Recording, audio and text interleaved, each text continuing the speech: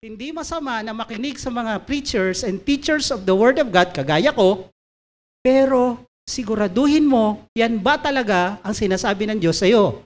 Huwag mo ipagkatiwala ang kaluluwa mo at mensahe ng Diyos sa iyo sa iba. So ang sabi ng mga ibang religious leader, huwag kayong magbasa, kami na bahala.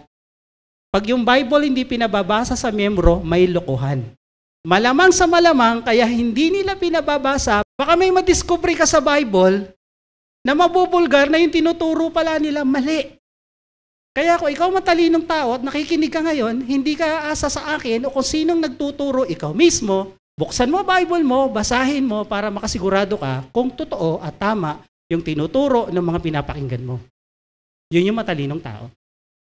Alam niyo ba, ang tao, bibihira ang taong kusang nagbabasa ng Bible. Kaya kung ihintayin mo na ang tao ay magkusang magbasa, kadalasan hindi nila gagawin. Yung mga nakakaalam nga na alam ng magbasa ng Bible at kailangan gawin araw-araw, hindi pa nga ginagawa eh. Lalo yung hindi nila alam na mahalaga pala yan.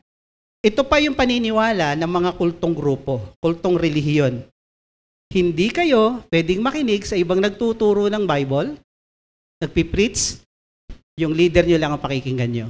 Bakit kaya ganun ang turo nila? Kasi baka may marinig kang tama.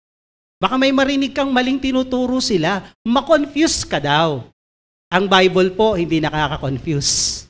Pag ikaw na-confuse sa Bible, ibig sabihin may mali kang narinig at ngayon naririnig mo ang totoo, nako-confuse ka. You need to investigate. Kailangan mong aralin mismo.